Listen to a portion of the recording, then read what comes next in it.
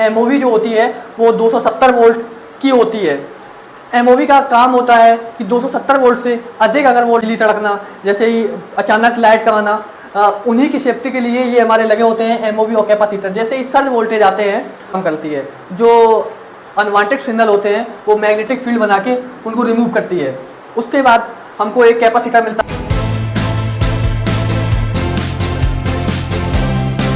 आपके अपने YouTube channel A to Z technical institute में आज का हमारा सेक्शन है EMI section, electromagnetic interference section.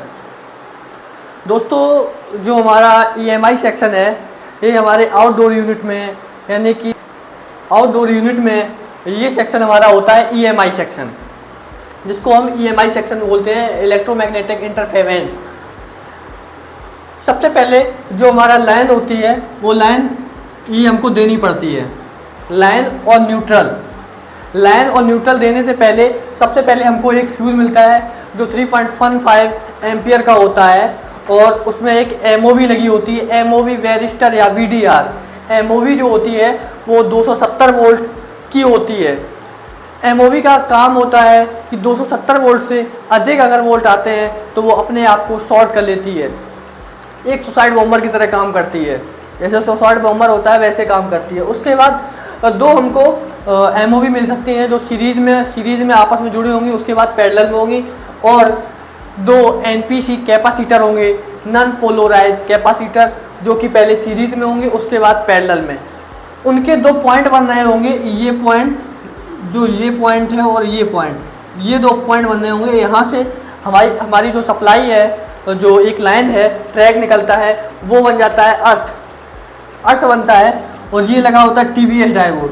इसका मेन काम क्या होता है, जो हमारा सर्ज वोल्टेज आता है, यानी कि जैसे बिजली तड़कना, जैसे ही अचानक लाइट का आना, उन्हीं की सेफ्टी के लिए ये हमारे लगे होते हैं एमओवी और कैपेसिटर। जैसे ही सर्ज वोल्टेज आते हैं, तो जब सर्ज वोल्टेज आते हैं तो लाइन और न्यूट्रल तीनों में आते हैं, तो इसको सेफ्टी करने के लिए यहाँ पे लगाया जाता है TVS डायोड। जैसे ही सर्ज वोल्टेज आएंगे तो यहाँ से दोनों, इस लाइन से और इस लाइन से और इस साइड से, दोनों साइड से आएंगे, तो ये जो बीच का पॉइंट है यहाँ से आके पास कर देंगे और अर्थ में आ जाएगा। अर्थ में आ जाएगा। यहाँ पे दोनों साइड डायोड लगे होते हैं, एनोड, कॉमन एनोड की तरह, कॉमन कैथोड की तरह।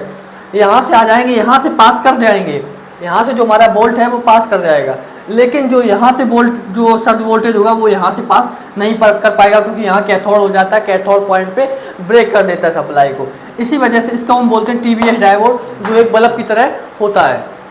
उसके बाद फिर एक हमको NPC कैपेसिटर मिलता है, जो कि फिल्ट्रेशन का काम करता है। उसके बाद एक हमको रजिस्टर मिलती है जो कि 470 किलो ओम से ऊपर की होती है। उसके बाद हमको एक मिलती है हमको मिलती है लाइन फिल्टर कॉइल, जो हमारे लाइन और न्यूट्रल में लगी होती हैं।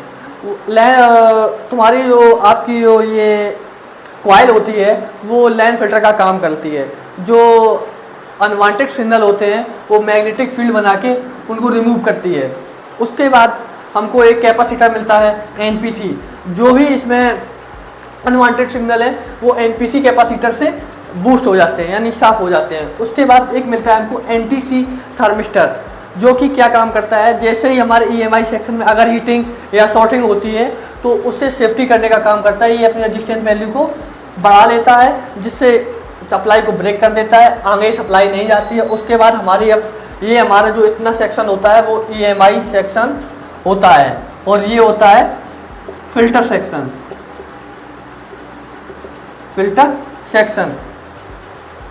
और इसके बाद NTC के बाद हमको फिर मिलता है ब्रिज